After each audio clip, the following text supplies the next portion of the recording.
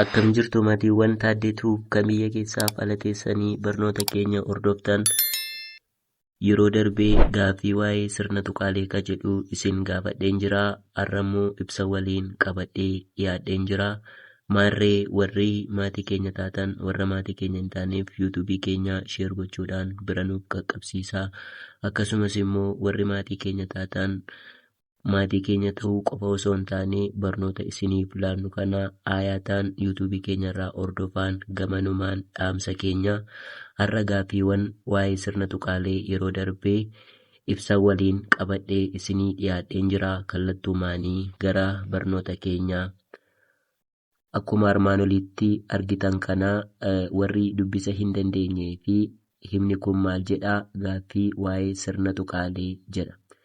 Egaa maatiiwwan Taaddeentuu maatiiwwan isaa kan biyya keessaaf ala ta'anii barnoota isaa hordofaniif qubeerraa kaasee amma yeroo kanaatti amma hima jedhu kanatti as geenyee jirra. Qubeef maal akka ta'e, qubeen akkamitti ka'aa, qubeen eessaa ka'aa, qubeen maal ta'a jennee turre. Egaa kanaaf Taaddeentuu qubeerraa kaasee amma keeyyataatti barnoota afaan Oromoo barsiisuudhaaf kan xiyyeeffatedha. Maarree qubeemarraa kaanee waa'ee hima kanaarra geenye jirra.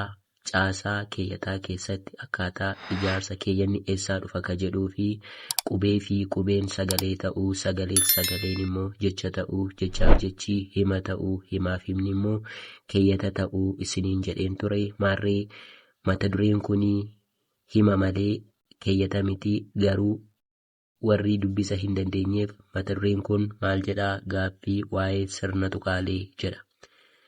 Akkuma yeroo darbee gaaffiin tokkoffaa akkas jedha ture. Gaaffii yeroo darbee sin gaafadhe keessaa gaaffii tokkoffaan akkas jedha. Tuqaan yeroo kamitti dhimma baafamaa? Tuqaan yeroo kamitti dhimma baafamaa? A. Yeroo gaaffii ibsinu. B. Yeroo hima xumurruuf. C. Yeroo hima walitti fufsiisuuf. D. Yeroo mallattoo barreessinuu jedha. Irran deebi'aa. Gaaffii tokkoffaan tuqaan yeroo kamitti dhimma baafamaa? A. Yeroo gaaffii ibsinu. B. Yeroo hima xumurruuf. C. Yeroo hima walitti fufsiisuuf. D. Yeroo mallattoo barreessinuu jedha. Egaa waa'ee tuqaa viidiyoo darbe irratti isiniif hojjedheen jira. Warri yuutuubii keenyaaf haaraa taatanii waa'ee sirna tuqaalee viidiyoo hedduu hojjedheen jira. Ergan viidiyoo kana hojjedhee xumure booda waa'ee tuqaa kanaa ibsa isaa isiniif hojjedheen jira. Isa ergan xumure garuu amma akka sirna tuqaalee akka hubattaniif gaaffii isiniif baaseen jira. Kanaaf immoo gaaffiiwwan kanaaf aatii agadaa keessaatii deebiin kan ta'uu fi baarra kan jiru yeroo hima xumurruuf kan jedhutu deebii ta'aa jechuudha. Kanaaf tuqaan yeroo kamitti dhimma baafama ka jedhuuf deebiin isaa yeroo hima xumurruuf kan jedhutu deebii ta'a. Garuu aan hin ta'u. Aan maal jedhaa? Yeroo gaaffii ibsinuu jedha. Kun waa'ee tuqaa in ilaallatu. Caarra kan jiru immoo yeroo hima walitti fufsiisuuf jedha. Kunillee tuqaa in ilaallatu. Daarra kan jiru immoo maal jedhaa? Yeroo mallattoo barreessinuu jedha. Kunis waa'ee tuqaa in ilaallatu. Kanaaf kan tuqaa ilaallatu deebiinsaa baarra kan jiru yeroo hima xumurruuf kan jedhutu deebii ta'aa jechuudha. Tuqaan ishee kamidhaa? Ela ishee kunaa jechuudha. Kun faayidaan ishee maaliif fayyadi jennee yaada goolabame tokko yookiin wanta xumurame tokko xumura himaa irratti dhufaa jennee turre. Gaafa waa goolabdanii barreeffamaanii tuqaa fayyadamuu qabdu jechuudha. Kanaaf immoo deebiin keenyarraa gaaffii tokkoffaaf maal taaree? Baa yeroo hima xumurruuf ka jedhutu deebii ta'aa jechuudha. Gaaffii maal jedhuuf? Gaaffii tuqaan yeroo kamitti dhimma baafamaa ka jedhuu fi deebiinsaa baa yeroo hima xumurruuf kan jedhu deebii ta'aa jechuudha. Gaaffiin keenya akkuma itti fufetti jira. Gaaffii lammaffaan akkas jedha. Gaaffiin faayidaa maalii qabaa? Gaaffiin faayidaa maalii qabaa? Gaaffii kan jedhu isa kamidhaa? Kun isa kanadhaa jechuudha. Mallattoo gaaffii. Kanan isin gaafadhe sirna tuqaalee keessaa waa'ee kanaan isin gaafadhe jechuudha. Gaaffiin kun maal fayyaddi ka jedhuufidhaa jechuudha. Kanaaf gaaffii lammaffaan faayidaa maalii qabaa? A. Hima kakaasuuf. B. Hima gaaffii dhaammachuuf. C. Hima mallatteessuuf. daa hima xumuruuf jedha. Kanaaf deebiin gaaffii lammaffaaf ta'uu arra kan jiru hima kakaasuuf kan jedhu in ilaallatu deebii hin ta'uu. Baa hima gaaffii dhaammachuuf meen ilaalla kana. Caa hima mallatteessuuf kunillee hin ta'u. Daa hima xumuruuf eenyudha? Tuqaadha kan fayyadu malee gaaffii miti. Kanaaf deebiin gaaffii lammaffaaf ta'uu hima gaaffii dhaammachuuf kan jedhu deebii ta'aa jechuudha. Karaa biraatiin dhaammachuuf jechuun gaaffii gaafachuudhaafi jechuudha. Amma fakkeenyaaf waa tokko sitti himuun barbaade sitti himuu jettanii gaafa barreeffamaan nama gaafattan yookiin immoo waa sitti dhaammachuun barbaade waa sitti dhaammadhu jettanii hiriyaa keessa yookiin nama tokko yoo gaafattan bifa gaaffiitu sammuu keessan keessa lo'a. Isin hin beektan malee himni isin jettan sun maal of keessaa qabaa? Mallattoo gaaffii kana of keessaa qabaa jechuudha. Mallattoo gaaffii kana yookiin immoo sirna tuqaalee kana maaliif fayyadamna kan jedhuu fi jireenya keenya guyyaa guyyaa keessatti yeroo barreeffamaan nama wajjin walii galu yookiis immoo yeroo namaa namatti barreessinu yookiin waajjiraa waajjiraatti barreessinu keeyyata keessatti sirni tuqaalee kun baay'ee barbaachisaadha jechuudha.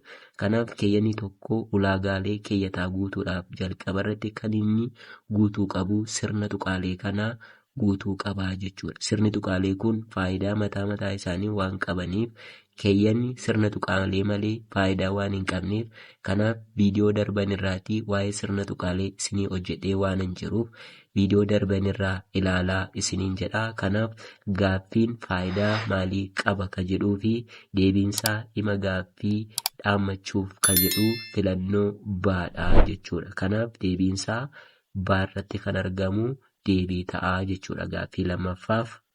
Barnoonni keenya akkuma itti fufetti jira. Gaaffii sadaffaan akkas jedha. Tuqlameen faayidaa isaa maali? Tuqlameen faayidaan isaa maali? A. Gaaffii dhiyeessuuf. B. Hima xumuruuf. C. Iccitii agarsiisuuf. D. Hima keessatti wantoota tarreeffamanii dhufan dura galaa jedha. Irran deebi'aa.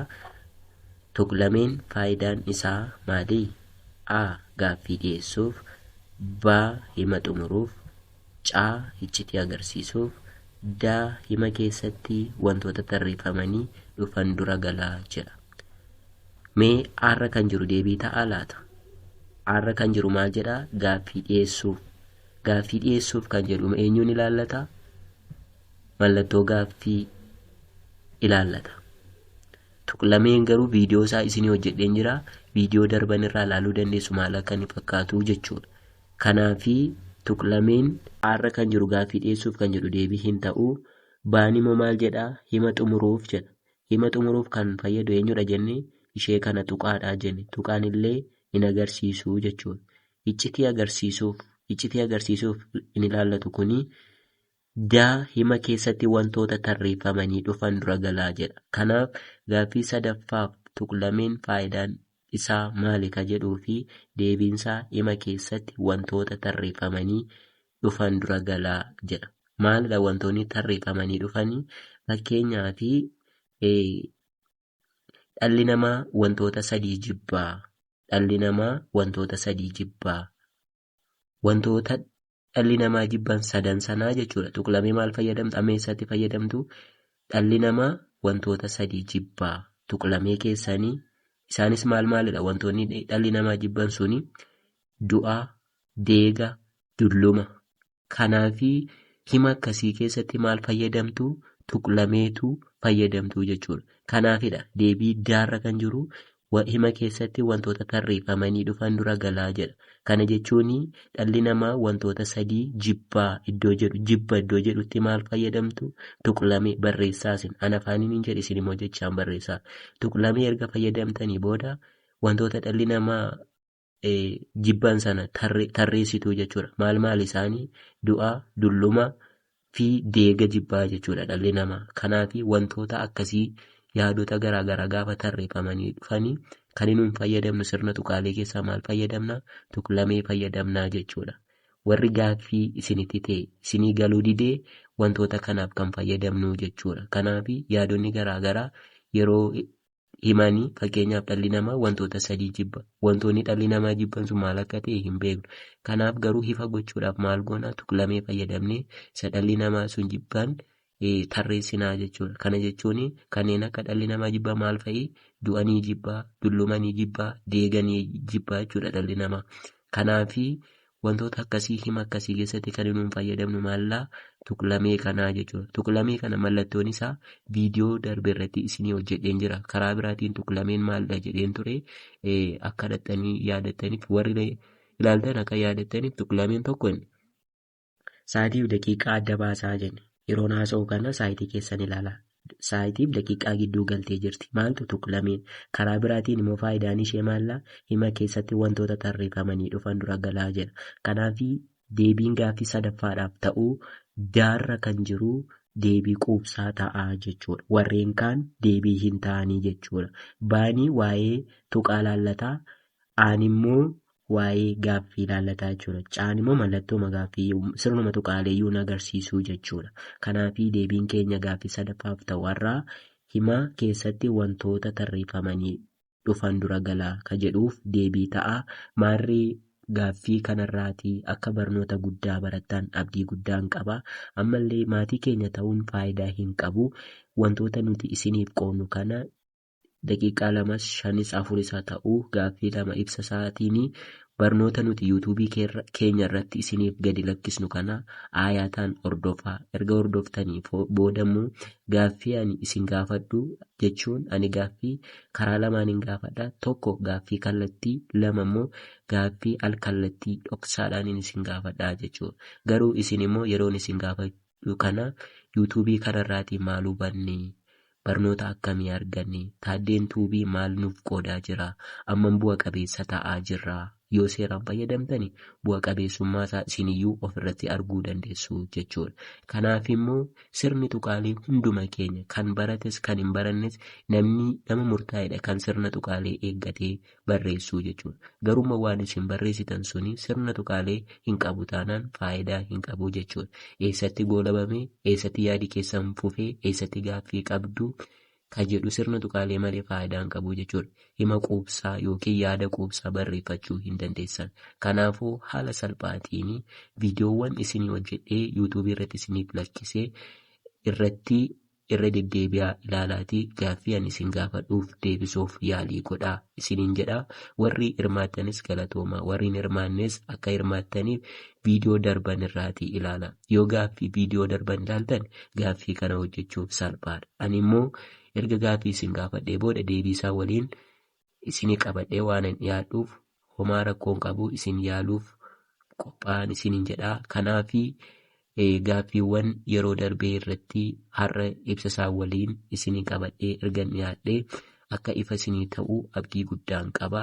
Ammallee torbee ittaanuu ammas gaaffii maanii waa'ee sirna tuqaalee kan ilaallatu qabadhee isiniif dhiyaadhaa.